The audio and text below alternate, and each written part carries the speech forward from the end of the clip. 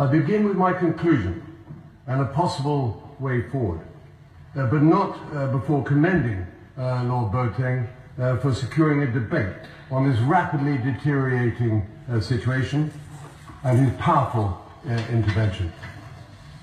It is terrible and so sad that these wounds have resurfaced. But I fear it was always going to be thus, with the exclusion of the English-speaking minority in the affairs of state. The only practical solution, from distance, is a political settlement with either a United Nations or African Union peacekeeping contingent being placed on the ground to enable an immediate cessation of violence, ensuring a humanitarian protective intervention, and a cooling off period to create the conditions to allow an equitable settlement to be hammered out. Building on lessons learnt, autonomy but not separation in a close-knit federation is the formula for lasting peace and should be embraced as a solution. I have not tracked the papers that explained why this was not contained in the plebiscite when divesting from Southern Cameroon.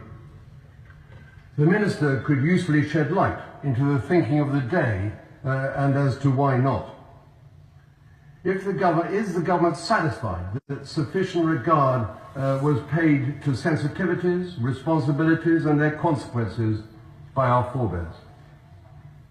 The Minister may wish to comment on the background of the 6th of November 2018 ruling. November the 6th this year, my lord.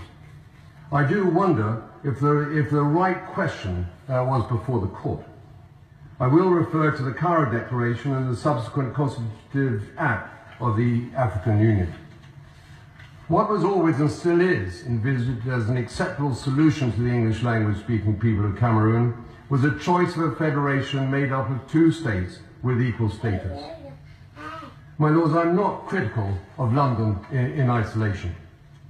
The Quai d'Orsay possibly pressed what it considered to be an advantage by not containing this key option in restricting the alternatives to a choice between Nigeria or French Cameroon.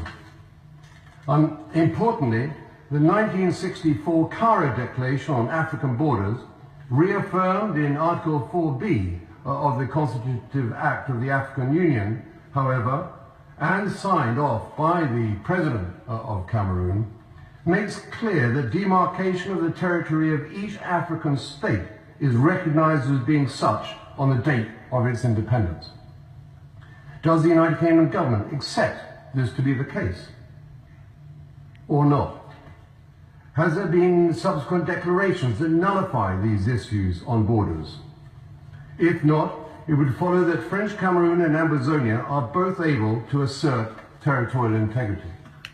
At no time before or after its independence from France was the Southern Cameroon's part of that country known by its French name and style as La République du Cameroon. A solution would be a close-knit federation made up of two entities and thus ensuring no parting of the ways. The question of the legitimacy of territorial integrity superseding that of self-determination would not be relevant in this instance. An international boundary separating French Cameroon from the Southern Cameroons existed, affirmed in the Anglo-French Boundary Treaty of 1916 and confirmed in 1931. And if that be the case, would it not follow that the territory of the Southern Cameroonians be recognized sitting alongside that of French Cameroon? An integral